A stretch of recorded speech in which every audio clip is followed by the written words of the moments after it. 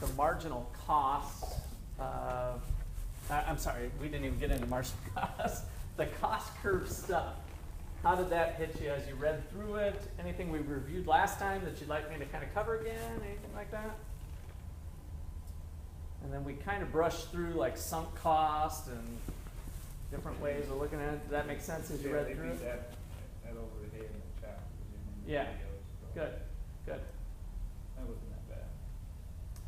All right. So this chapter, this week, we get into what the author calls extent decisions, which I've never really used that terminology before, but I can roll with them on that. Doesn't I have an eraser in here? On the paper behind that. Ah, thank you. And so the most important cost, in my opinion, that we left off last time was marginal cost.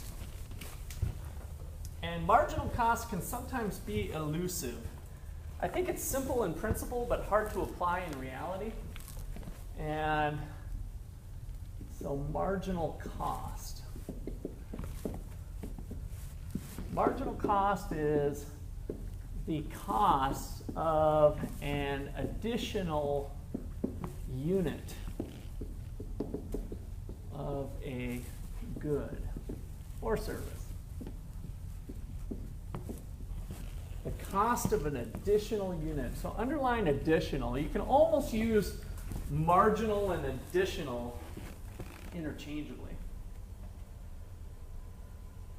And this is where it's easy to get away from some of the things that they warned you about early in the chapter with sunk costs, because if you're only totally isolating, like, here I am today,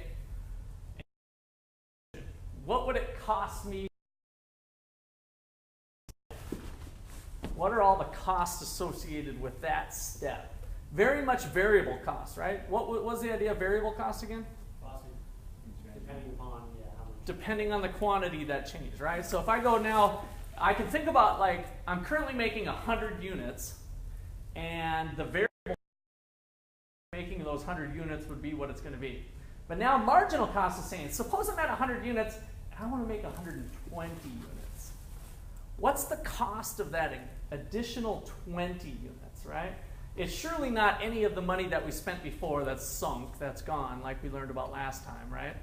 And the fixed costs don't change either, right? If we're just thinking about cranking out another 20 units, I've already paid my rent, I've already paid my attorney, my advertising fees are gone, whatever. So what does it actually cost me to produce that extra 20 units? That's what marginal cost is. And that is going to end up being what I call the holy grail of profit maximization, kind of centers in on the idea of analyzing things at the margin. And so we're going to start with the marginal cost. And the formula for the marginal cost is going to be very similar to the equation we had for average cost. As you look at this equation, how does the marginal cost equation differ from the average cost equation, average total cost equation?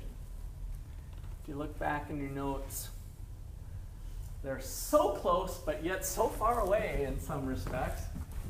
Notationally, even if you want to just address what's the little triangle, right? So yeah, if you look at this, if you eliminate the triangle, boom, you've got average total cost, right? Total cost divided by quantity equals average total cost.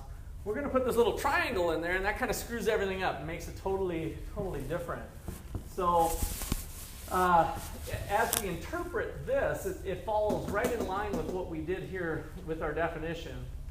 Marginal cost is the change. So the delta here is a mathematical symbol we usually use for the change in. So you can almost interpret that as the change in total cost.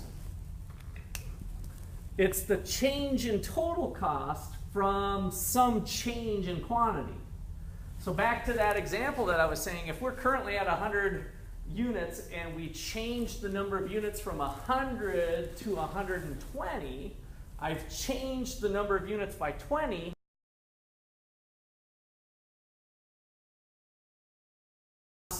attributable to those change in the 20 units or the change in quantity.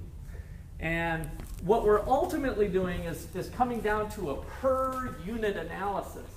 So for example, just to give a simple example for starters here, suppose total costs were initially, I don't know, $120,000 at a quantity of 100.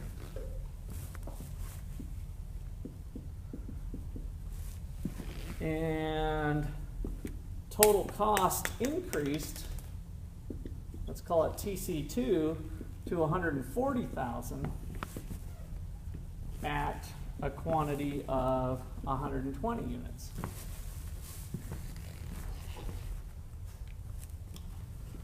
What is the marginal cost?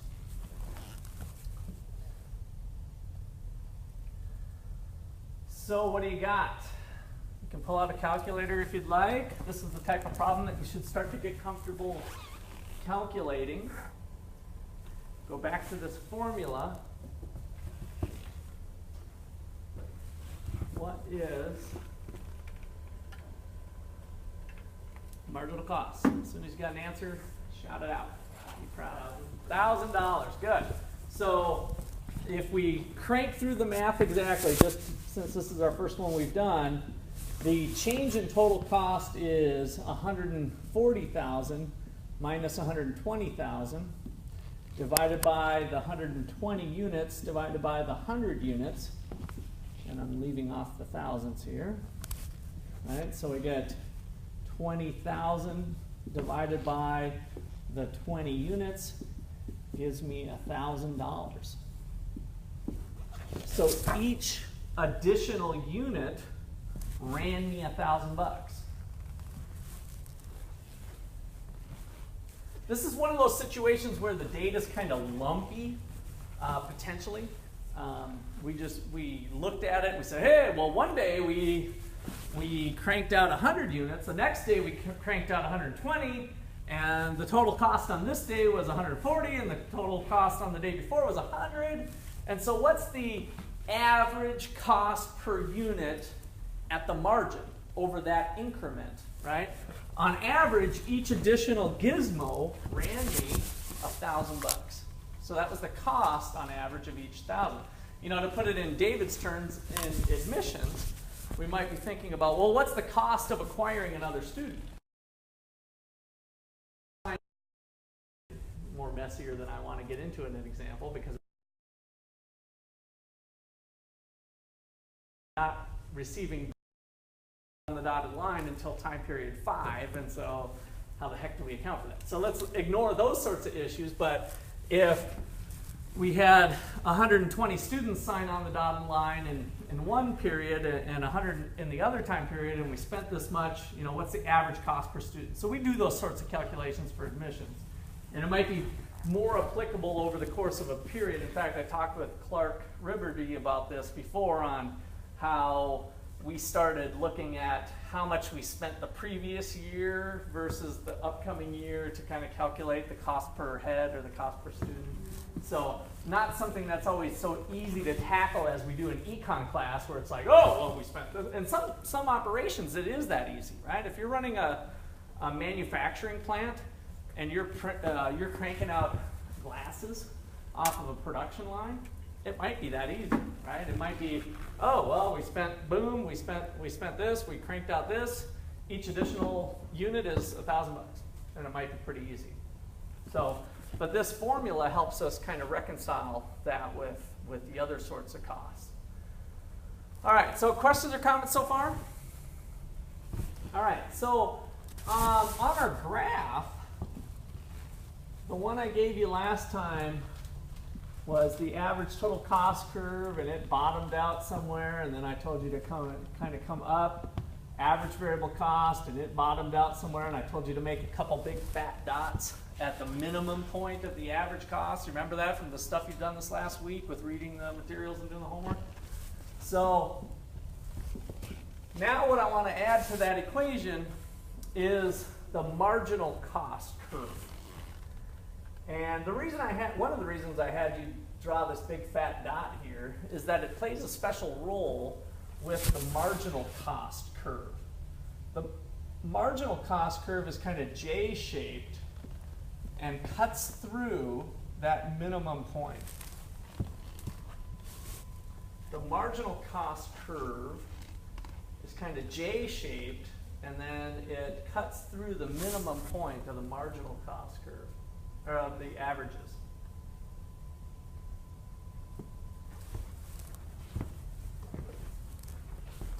Now, one of the videos that I've made that I think I sent out for this week, or I will be sending out, talks about this. And so I like to just go back to the grade point average. If you've got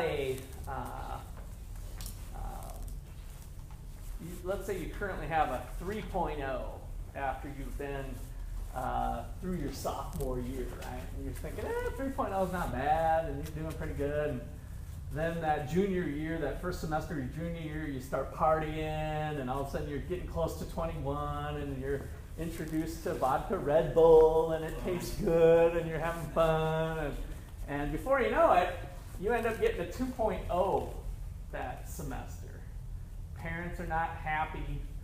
What happens to your cumulative GPA? Does it fall to 2.0 if you had a 3.0? No, of course not, right? So if you had a 3.0 over 2 years worth of work and you get a 2.0 one semester, it's going to come down, but it's not going to come down all the way, right? So let's just say it falls to 2.8. And parents ride you, you're like, okay, mom and dad, I understand, I'll lay off the vodka Red Bull a little bit, and then you end up getting a 2.8 the next semester. Does your GPA go up, down, or stay the same? It stays the same, right? Because it fell to a 2.8, and then the next semester you got exactly a 2.8, and so it stayed the same. And then you're like, mom and dad are still riding you, hey, we're paying for this, blah, blah, blah, and so you bust your butt. Golden story at the end of the day, you get a 4.0. Does your GPA the next semester go up to a 4.0? No, of course not, because you've got all those just semesters before, so maybe it goes up to 3.1 or whatever. I'm just making up numbers as we go, right? So you got the feeling of the marginal grade is your semester grade versus your overall cumulative grade. Well, that's right what this picture is showing right here, is that if we're looking at the cost of a additional unit of a good, give me something that's around $1,000, roughly. TV. All right, so we got a, let's see, 1,000. So we must be a little bigger than a, what are we, a 50-inch-ish? 55? Sony? Ultra HD. Nice, Ultra HD. All right, so we got that kind of TV going on here. So remember what we talked about with economies of scale last time with costs coming down, kind of the Walmart phenomenon that as you produce more units, you're economizing on your fixed costs, and so that fixed cost curve was coming down. That's part of what's going on with this picture too, is that when the cost of an additional unit is lower than the average, let me just pick on one over here, I'll kind of ignore variable costs for a moment. So if the cost of the, I don't know, 1,500th TV, the cost of that additional TV is only $600, but the average cost of all 1,500 TVs was $1,100, right? Then as we produce the 1,501st TV, the average total cost of the television is going to be coming down, just like your GPA was, right? When you got the 2.0 and you were at a 3.0, it brought your GPA down, but it didn't go all the way down to 600, right? It came down a little bit, and that's what this little bit is here. If we look at the incremental change in the average came down a little bit, but there was 1,500 units before that were supporting that. And so as we started to move this direction here, the average costs continued to fall despite the marginal cost potentially rising. So the cost of each additional unit is going up due to the law of diminishing returns, which I'll come back to here in a second. But once we got to this point where my GPA was 2.8, if this was a 2.8, and then that semester I got a 2.8, then right here at the 1600th unit, those costs were equal. And then if I continued to push production out to the 1700 or 1601, the cost of an additional television was actually higher than the average. So I got a 4.0 GPA, even though my average was 2.8. Of course, it didn't go up to 4.0, it just went up by a little bit because I had all those previous units before it. So the same thing's going on in this production process, and one of the top principles of economics, I think I gave you the last one last week, which was opportunity cost. That was in the top 3. This one's kind of closely related, is the law of, I'm going to just call it the diminishing marginal product.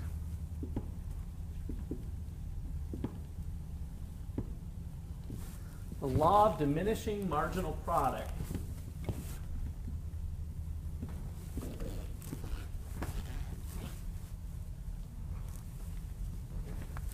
And that law doesn't have to do with dollars at all. So I'm going to kind of bring you back to that after I talk about this law. So the law of diminishing marginal product says that as you produce more and more of a variable, as you produce more and more of a output with some resources being fixed, the amount of output that gets created eventually diminishes as you add more and more variable inputs. Now that sounded like a bunch of garbly goo. So let me bring out my grill top. So I used to be a line cook. So this is near and dear to my heart when I used to crank out hamburgers. So I am in the business of making hamburgers, and I'm a cook, right? And so suppose that I can make 100 hamburgers an hour, or whatever the time period is, right? So I'm just kind of working by myself, boom, boom, boom, 100 hamburgers I make. So my question is, what if I bring on a second person? If I bring on 2 people now, I add another resource to this production process. What happens to the production of hamburgers? Does it go up to 200, in other words, double? Remember, I could do 100 by myself. Does it go up to 200? Does it go up to something more than 200 or something less than 200? What do you think? Let's say that we're identical in skills, that me and the other person are basically about the same skill level. Should go over or the same or under? Same? Over? Let's have a vote here. Democratic process.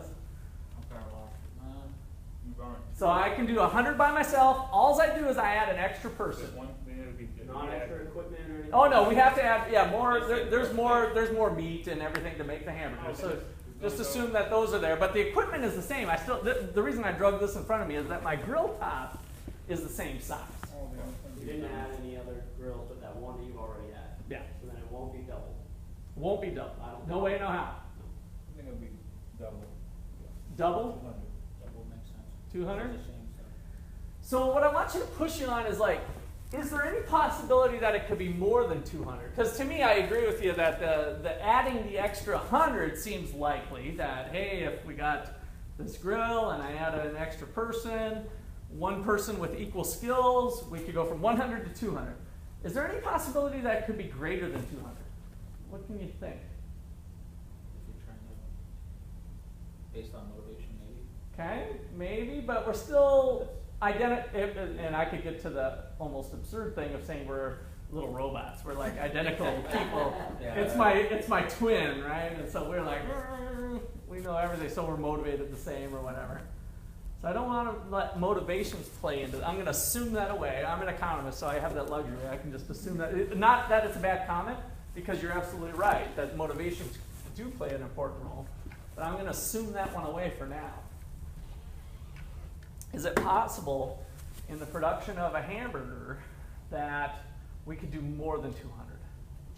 Is it possible at all? I guess is one question I'm asking you. I mean, is there any way in the production of making a hamburger that we could get more than 200 with 2 people as opposed to 1? Okay, what do you mean by efficient? Specialization. Like Specialization, right? What do you mean by that? one person does one thing, one person does another. So someone's cooking or someone's putting together. You got it, right. So that act alone could potentially do it for us, right? Because remember, when I was acting all by myself, I had to patty the burgers, I had to toast the buns, I had to butter them, I had to make the fixings for the tomato and the lettuce and the mustard and the ketchup, and you know, I had to assemble the whole hamburger. So maybe working together, I could focus on just the burgers and stay focused on the burgers and the buns, and the other guy could focus completely on the fixings. And maybe, possibly, by working together on it, we could be at greater than 200, right? Through specialization. You nailed it. I mean, that's exactly the right word. You guys both said the right thing, being more efficient. So we want to think about, well, what does that mean? To be more efficient means to get more production out of the amount of units of labor or the units of resource that we're using. So when we talk about productivity in this class, total product would be the number of units that you produce. So total product equals Q, let's just say equals 100 hamburgers. And so average product equals the number of units divided by the number of labor. So if we were at 1 worker, the average product is still 100 units per worker. Now, if it's possible for me to add another person and get 220 or something, then my average product went up. So that's average product and marginal product, or I mean average product and total product. Marginal product is the one economists hone in on. It's the change in quantity from the change in labor. Now what's interesting here is that if I went up to 220 from 100, right, my change in product was 120, and my change in labor was, be careful, not the P symbol, the change in labor was 1. I added an extra person. That extra person brought me in 120 hamburgers. Now bear in mind, the order of these people doesn't matter because I'm not going to take motivation and other personal characteristics.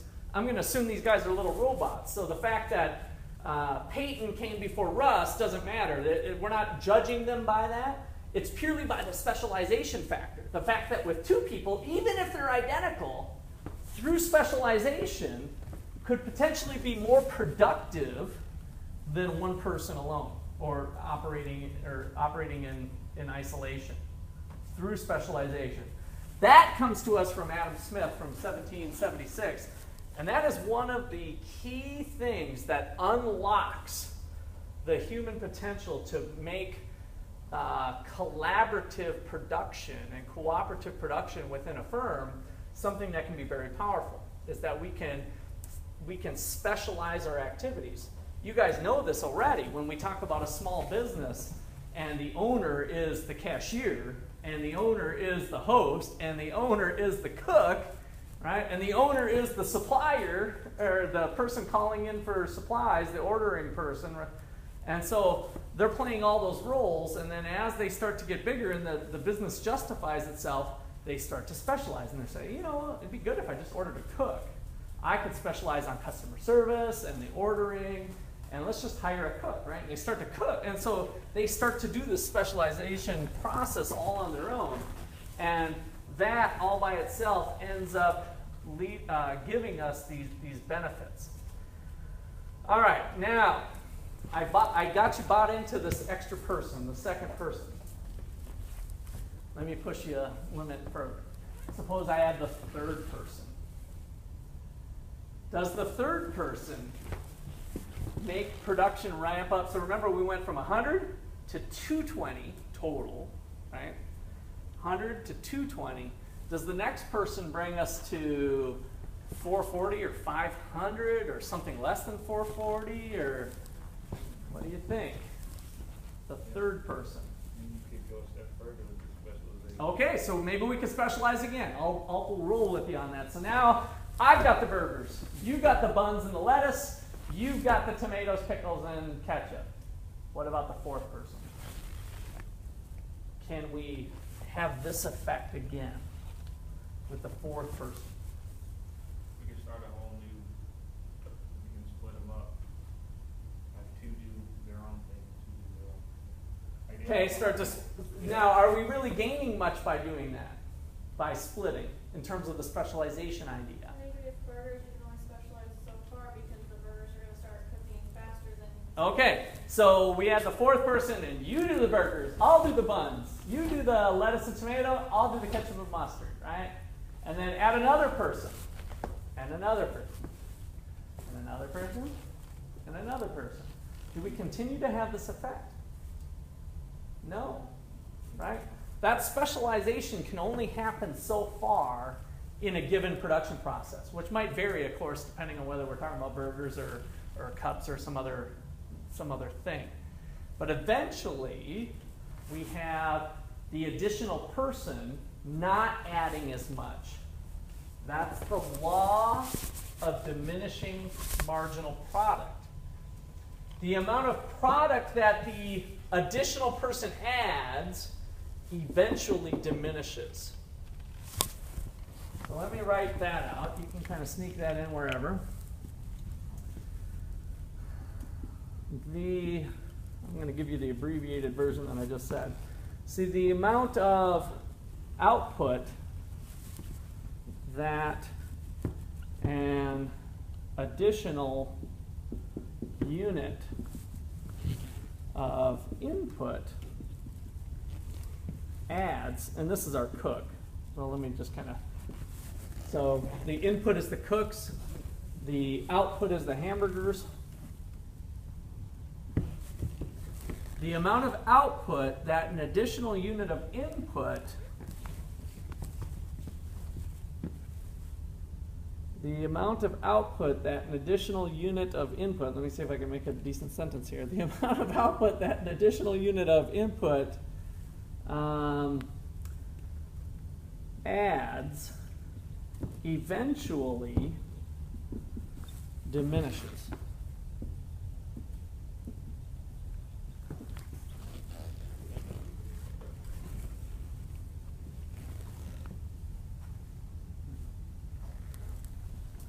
That is very powerful in its effect on how many people I should hire.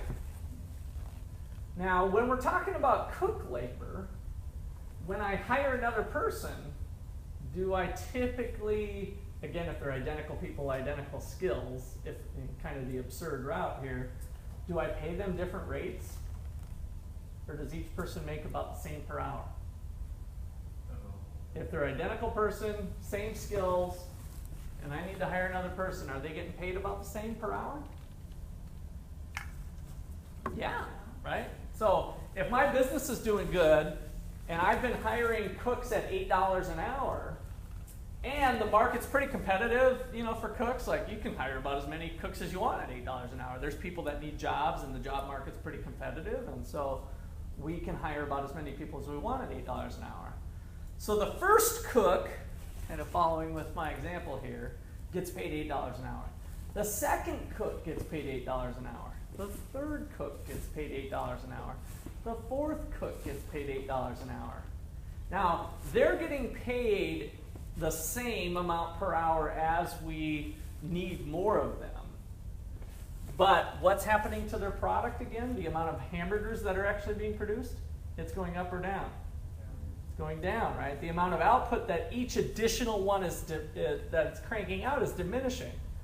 So what is the cost per unit looking like? The cost of the 1700th hamburger is more expensive than the 1500th hamburger. Even though the hamburger is freaking identical. It's a quarter pound with cheese, Same amount of lettuce, sesame seed bun, blah, blah, blah. An ounce of mustard and an ounce of ketchup or whatever. The hamburger is identical, yet the cost to the company of producing the 1700th hamburger is higher than the cost of the 1500th hamburger. So the law of diminishing marginal product also leads to what we call the law of increasing cost.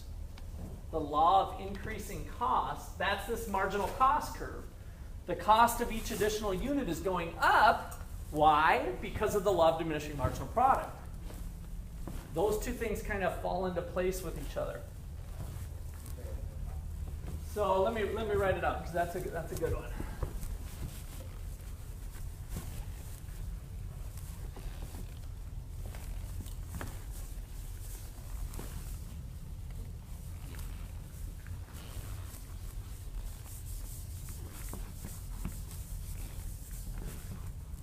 All right, so closely related to the law of diminishing marginal product is the law of increasing cost.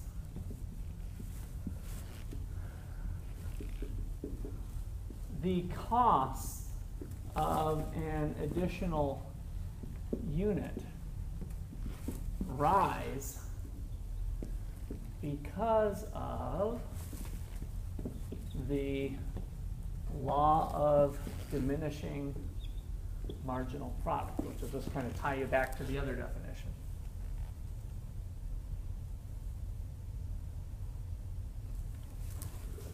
In layman's terms, if we were to explain that, each additional unit is, each additional person is less productive. If we're talking about labor, I'm using labor as an example, but we could also say the same as each additional computer. So, and might become easily easy to understand if we think about, I have 5 people working up in the admissions office. Sorry, I kind of tie to admissions, and you guys can maybe relate to this. So we got 5 people working up in the admissions. If we have 3 computers, the marginal product of the 4th computer when I have 5 people is pretty high, right? Because before, those 5 people were sharing 3 computers. And they're like, hey, let me log on. Are you logged off yet? You know what I mean. So we had a 4th computer, and that 4th computer is pretty productive because we had 5 people. And then maybe even the 5th computer is pretty productive. Maybe not quite as productive as the 4th, because that whole sharing concept isn't totally dumb because David's out of the office on a visit. Well, there's no reason that somebody else can't be using the computer while David's gone, right? So in terms of productivity, the 4th computer might not be quite as productive for our labor force as the 3rd computer was. But now we get the 5th computer, and now all 5 have their own computer, right? And so that's working good. How much productivity does the 6th computer have? Not much at all, right? So to buy a 6th computer is almost stupid. Like, we wouldn't even do it. But now we look back to why, using this concept, it's because it's not productive.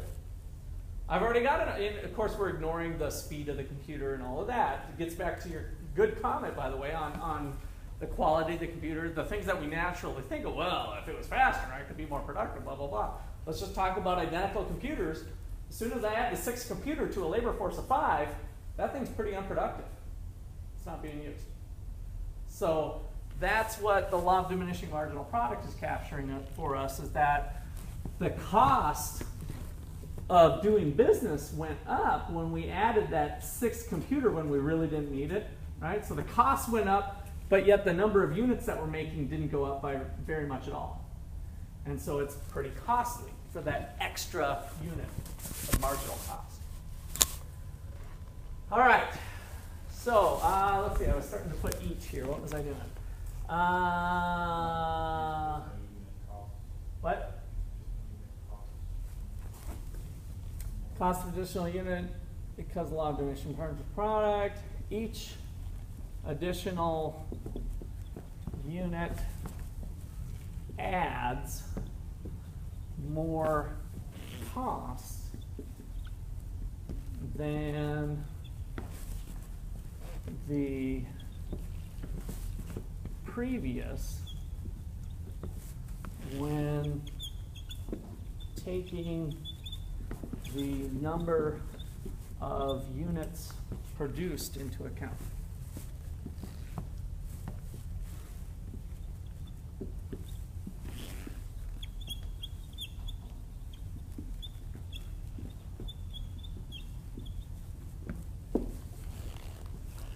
And let me do kind of like that example number 2. Suppose you've got a labor force of 5 and capital of 5 computers. So we've got 5 people, 5 computers. The marginal product of the 6th computer is low. I'm not even going to put an equal sign here. Let's just say marginal product of the 6th computer is low, since it won't be used much.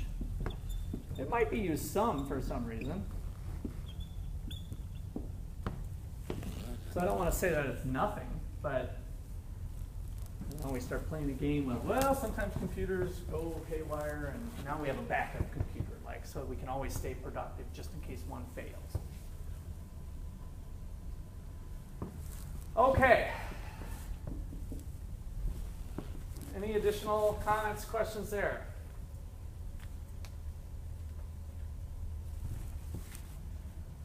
All right, well, the other side of the equation is what?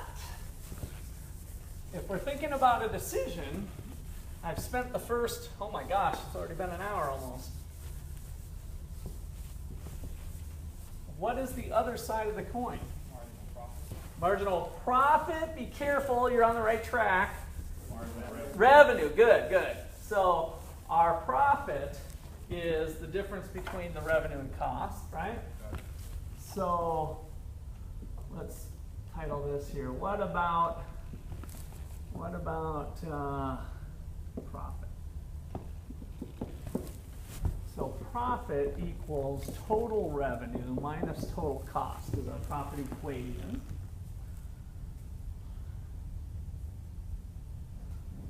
And so if we go back to the story of, should I produce an additional 20 units? The cost of each additional 20 of those additional 20 units from my little example we did earlier was $1,000. When should I produce those extra 20 units?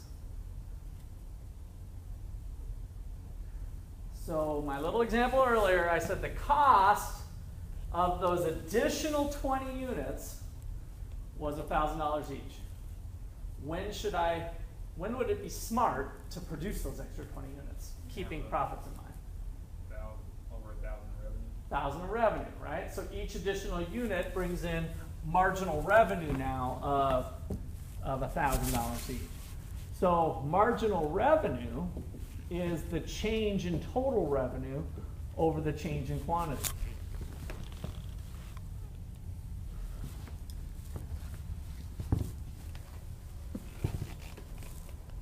So marginal revenue is the change in total revenue. Notice that this formula is basically the same as the marginal cost formula. It was the change in total cost over the change in quantity. Now it's just the change in total revenue over the change in quantity. And so we're just looking at how much can we sell those extra units for. So if I produce those extra 20 units, what am I going to be able to sell it for? How much extra revenue am I going to raise from them, right? Now, if I don't have much power on price that I can sell my product for, what is going to be the answer to the marginal revenue? So the incremental amount of revenue per unit, so this is the, if we write this out, marginal revenue is the additional revenue generated by an additional unit of production.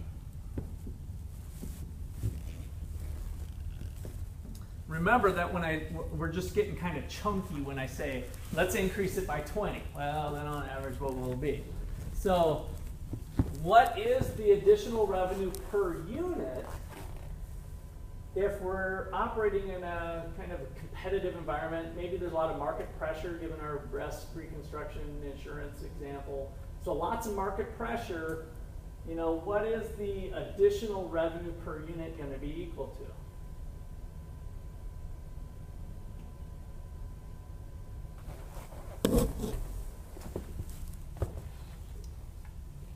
You guys had this down last time. What was my formula putting our equation goggles on for total revenue? Total profit minus Quantity no. times Yeah, sorry. profit. Quantity times, not profit, Production. not production. Production and quantity would be kind of the same. Price. Price, good. That was a P word. You're on the right track. So price times quantity, right? So what is the additional revenue of 1 unit going to be equal to? Looking at this formula. Price, right? So if this is a 1, because it's the additional unit, then the amount of revenue that I generated was the price. If I'm selling these things for 40 bucks, I'm going to make an extra 40 bucks. If I'm selling these things for $150, I'm going to make an extra $150, right? So the additional revenue is going to be equal to the price in a competitive environment.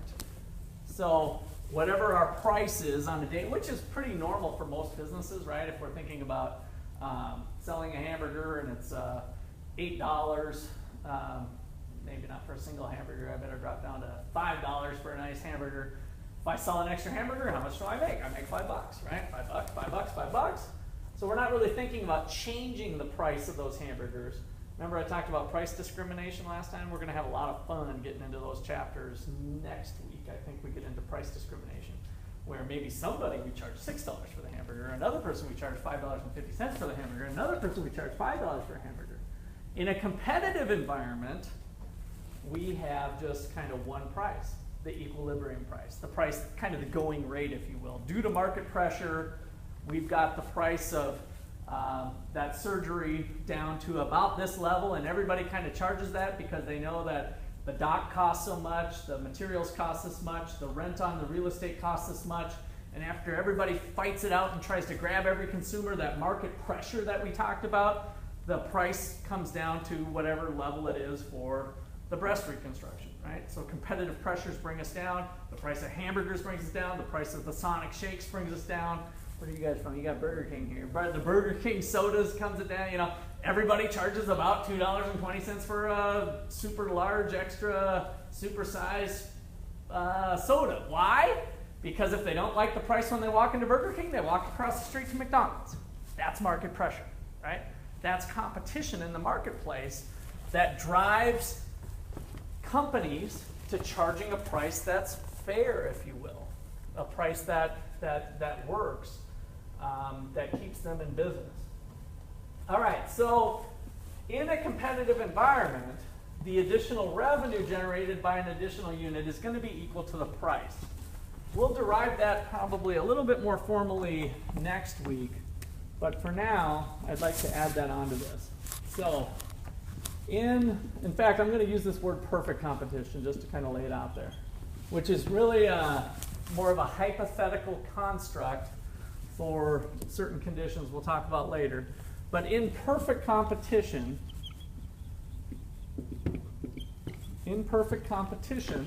so you can think lots of market pressure, competitive environment. In perfect competition, the marginal revenue will be equal to the price.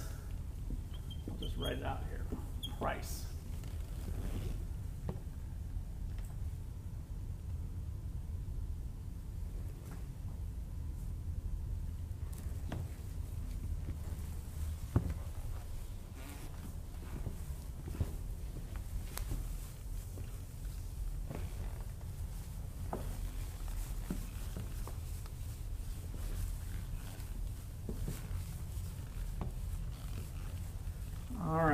So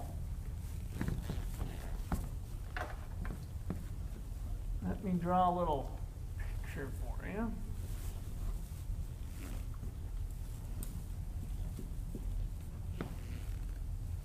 I think I'll leave off even the average variable cost curve. But let's look at this picture.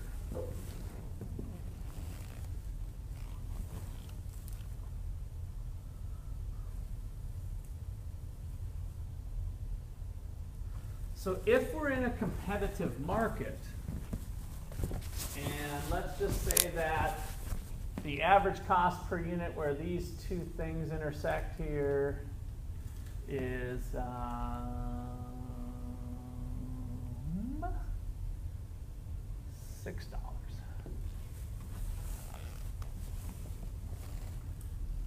So at a quantity of 100 hamburgers, the average cost per hamburger is minimized when the company is producing 100 hamburgers. Each hamburger then, on average, costs $6.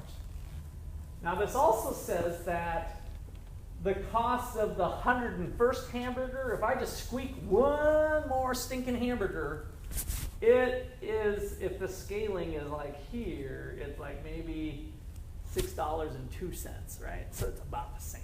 So the cost of an additional hamburger is a little bit more at that point. So let's just say we're there. So if we can sell hamburgers at $7, if that seems to be about the going rate for a hamburger is $7, how many should we produce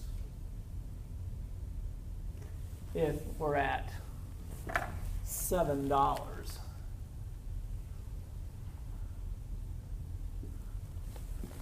So a hamburger can be sold at about $7. That's the marginal revenue, if you will. So all hamburgers can be sold roughly at $7. If we were currently at 100, what should we do? Increase it, right? So at 100, we were maximizing kind of $1 per unit. I mean, and Donald, I got to challenge you a little bit on this here. I mean, that's $1, but if I go out further, then that difference shrinks. Aren't we losing money? The cost is going up. If I increase production, like you said, then the amount of profit goes down.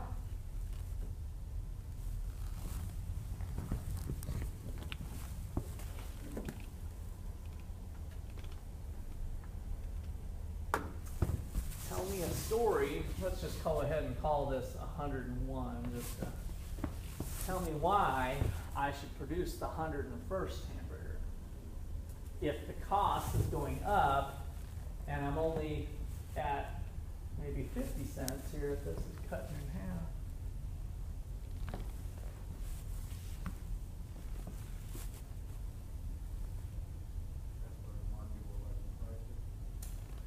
The market's already at 7. So the market, let's just say the market stays at 7. But the problem I'm having is that the cost is going up, and so I'm not making as much money.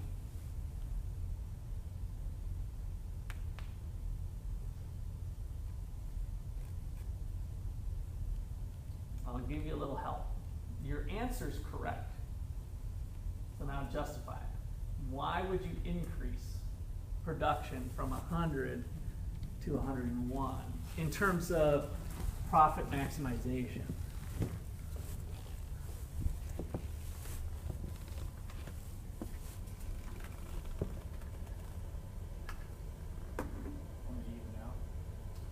Want to even out? I don't want to even out. I want it even out though. And I'm not just saying Donald. Anybody can jump in, but no, I'm not looking for any evening out. I just want to increase. My goal is to maximize this expression. I want money. Money, money, money. Give me money. I want a big, if I have a pile of money this high, my goal is to have a pile of money this high. So I don't want to even out. I want that sucker going up. Are we going up by having this profit go down? That's the problem I want to challenge you on, and tell me the story of why. I already told you you're right, but we got to know why. We got to know this stuff. The cost is going up. Peyton? Is it because of the law of diminishing? You're producing less, but you're. No, so just to be clear, we're producing one more unit. Right. So production's going up by unit, my costs are going up, my price is still at 7. How is that getting my pile of money from here to here?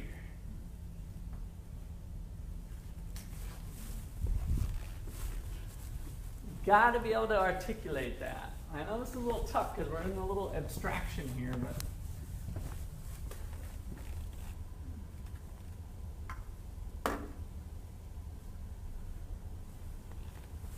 so Okay, how much is the $7. burger? How much is the cost ticket? Depends on where we're at. At 100, it costs $6. And we're still making more.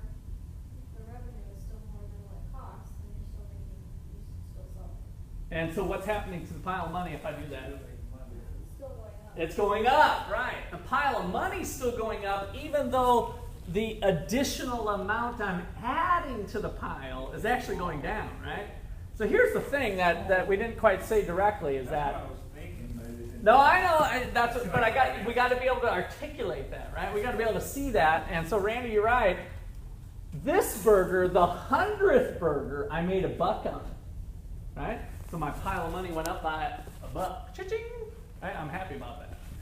My 101st burger, I sold for 7, and it cost me, let's just say $6.50. I made 50 cents on it. So my pile of money went up by 50 cents. The last one went up by $1. This one went up by 50 cents. But it's still going up, right? And so if my objective is to maximize profits, then I want to continue to increase production until the revenue generated by the last unit is just equal to the cost of the last unit. That's the holy grail of business. That's the decision-making thing that we hang our hat on every day. Should I pull out another ad in Colorado in the University Express thing that goes out to all the high school students? It's going to cost me $1,000 to put that ad in. Don't put it in if you don't expect to get some revenue that exceeds that cost. But as long as the revenue exceeds that cost, as long as we get one student that comes out of that paper, out of whatever, and we expect that our revenues are going to increase by at least that $1,000 worth of cost, do it, right? So every time this thing works. Now, it works, but the problem is uncertainty comes into the picture. So let me put on here the holy grail of business. I think I spelled grail right? G-R-A-I-L, holy grail. I think that's right.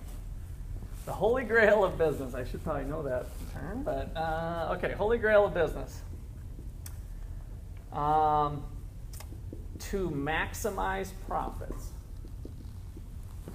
To maximize profit, always produce a unit where the revenue from producing it,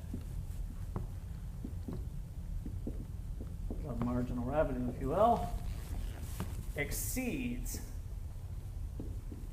the cost of producing it, the marginal cost.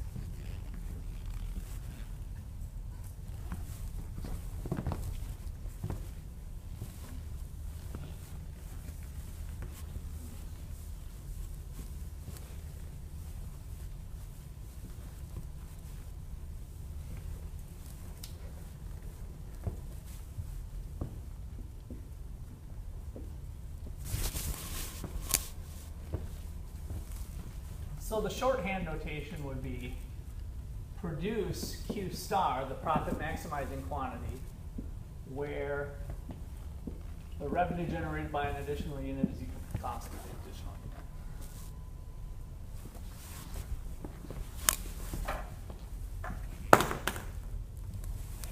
So once it equals that, one amount of units you want to produce, Mm-hmm. then you won't. Yeah, you got it. Then you'll lose it. So in this picture that I drawn, it's where these two lines cross.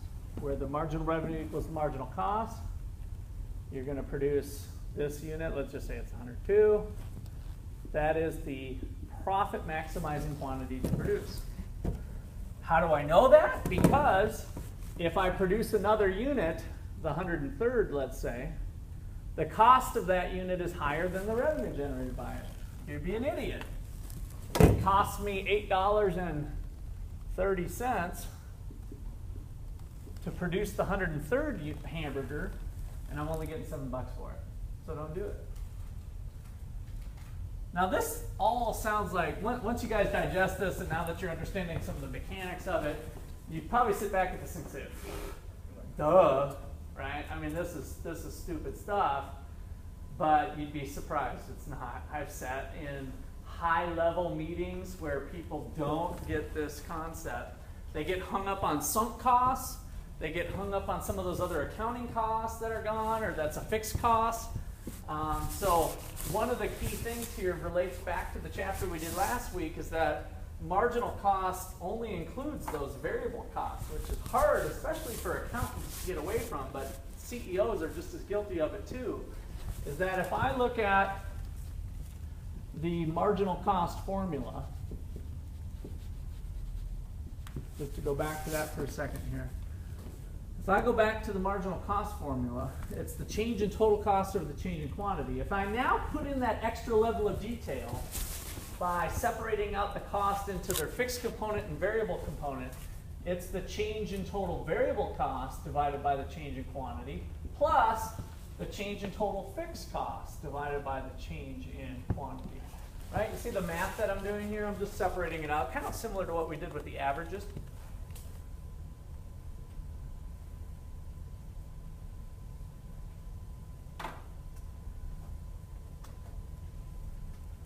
But how do fixed costs change when I change quantity?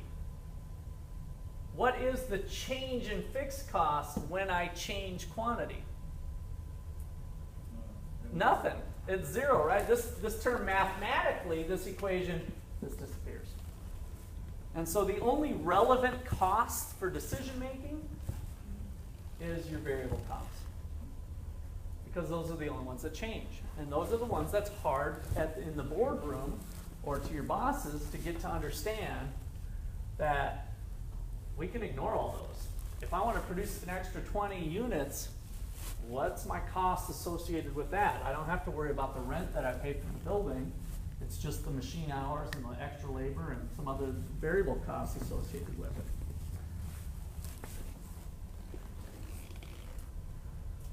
Okay.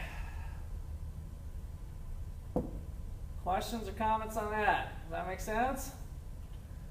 So all of these things kind of come down to marginal analysis. I mean, this is really the essence of marginal analysis. And so maybe my last comment here that I'll make is that this extends to other things. This is marginal analysis, one of the cornerstones of economics. And more generally, we could say this expression. So more generally, if the expected marginal benefit, not revenue, if the expected benefits of taking another step, if the expected marginal benefits are greater than or possibly equal to the expected marginal cost, then we do what Nike tells us to do. Just do it.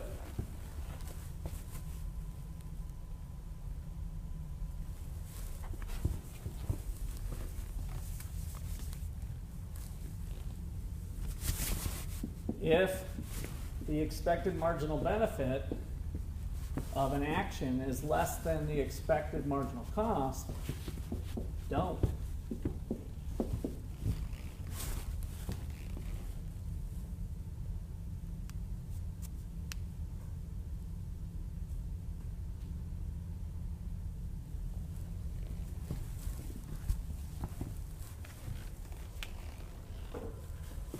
So when I say more generally, now we've extended this to stuff like happiness.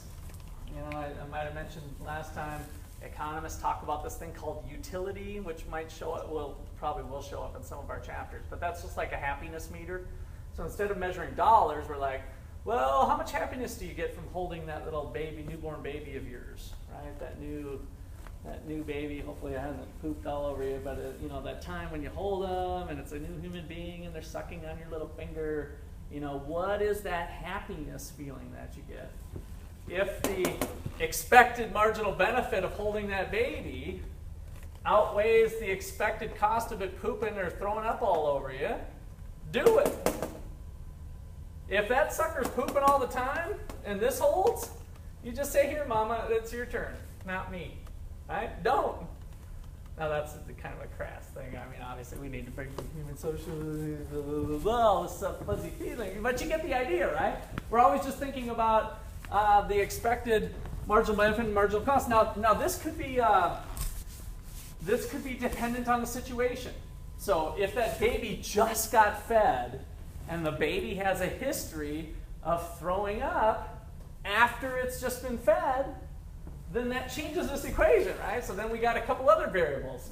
My expectation of the cost of getting thrown up on has risen because it just got fed and it's got a history of it. You see what I'm saying? Like, it's not just as easy to categorize it into one particular thing. You're always continually thinking about this equation. I've been trapped in this equation most of my life. Even before I started studying economics, I found out this is me. This is the way my brain is wired. This is the way I'm always thinking. So every time I'm thinking, should we take a break right now? Well, what is the expected benefits? What is the expected cost? I'm wearing down the students. We're a little ways into this lecture already, but yet I feel like I could add one more morsel of information. Is the expected benefit of that morsel enough to outweigh their cost, meaning that they're not going to get it if they're too worn out, right? So I'm like continually always thinking about this as I go through my life. And the only way to get away from it is like drinking or something, I don't know. But otherwise you're trapped into this is the economic way of thinking. And you will always continue to make efficient decisions if you always keep this in mind. This is really a cornerstone of the economic way of thinking. Okay? All right, let's take a break there now. Because I did my marginal cost, marginal benefit